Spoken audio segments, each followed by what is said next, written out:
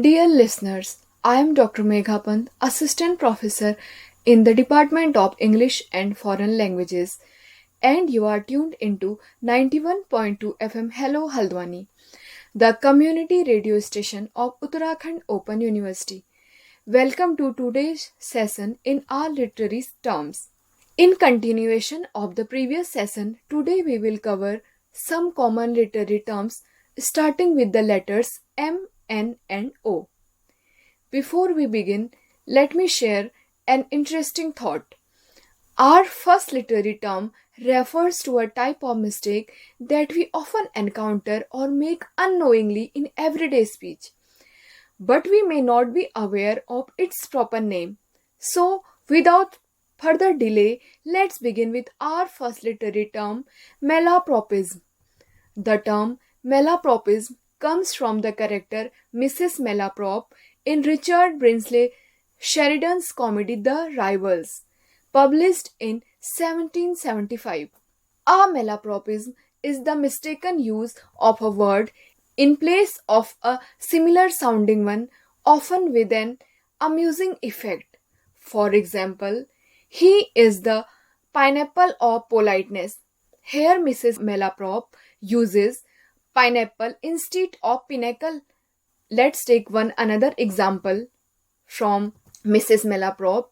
As headstrong as an allegory on the banks of the Nile, in this line she uses allegory instead of alligator, which completely alters the meaning. While discussing malapropism, two related terms come to mind. Although we are focusing on words beginning with M, N, and O, it takes sense to cover these terms here as they share similarities. The first one is spoonerism, which is a bubble mistake, whether intentional or unintentional, where the initial consonant sounds of two words are swapped. Let's look at an example. You have hissed your mystery lectures.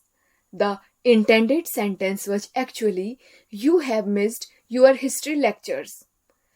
Spoonerism can be playful and are often used humorously, but they also occur accidentally in speech.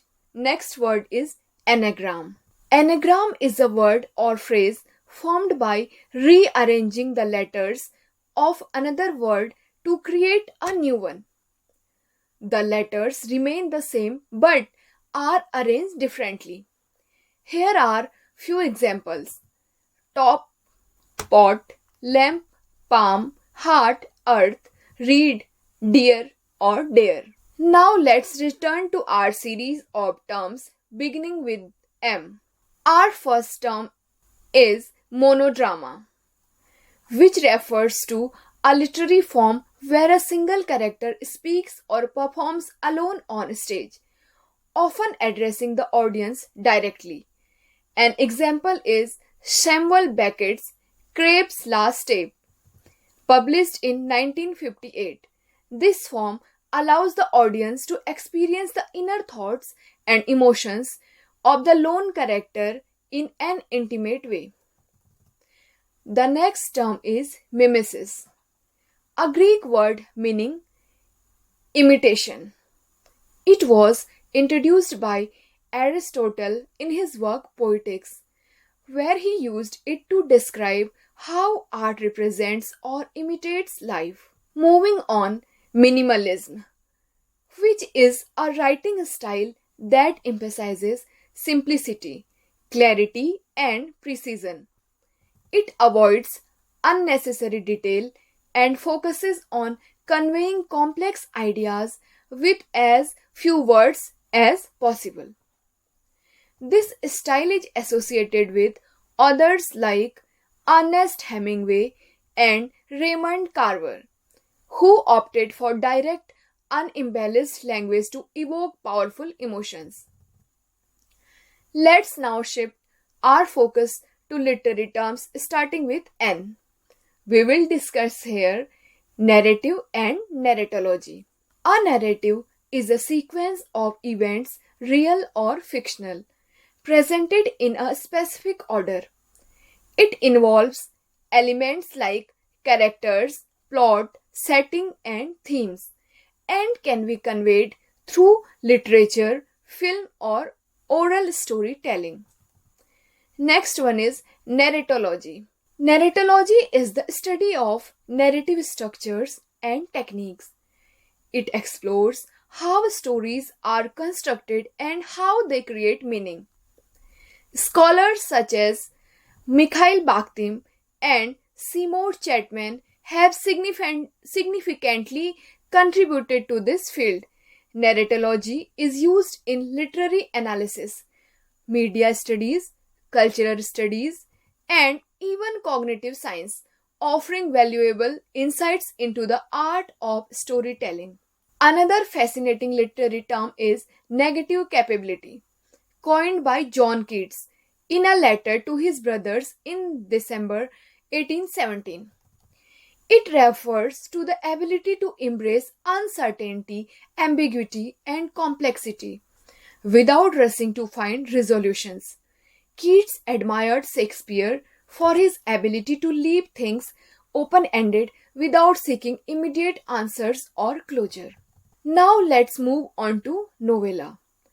A novella is a work of fiction longer than a short story but shorter than a novel. Many readers prefer novellas because of their concise yet impactful storytelling. Two well known examples are Joseph Conrad's Heart of Darkness and Thomas Mann's Death in Venice. Next, we have objective correlative, a term coined by painter and poet Washington Allston and later popularized by T.S. Eliot in his essay Hamlet and His Problems. It refers to a set of objects, events, or situations that evoke a specific emotion in the audience without directly stating the emotion. Now let's discuss occasional poems. These poems written to celebrate a specific event. These events could be range from a wedding or birthday to a death or military victory. Notable examples include Edmund Spenser's Epithalamion, written for his own wedding, John Milton's Lycidas, written in memory of the poet Edward King. The third example is Andrew Marvell's An Horatian Ode, upon Cromwell's return from Ireland. Finally, we conclude today's session with onomatopoeia. Onomatopoeia is a literary device in which words imitate the sounds they represent. Some examples include buzz sound for bee, meow for a cat, hiss for a snake. These words enhance the sensory experience of readers. For readers, making the narrative more vivid and engaging. Onomatopoeia can create rhythm, emphasize emotions, and build atmosphere.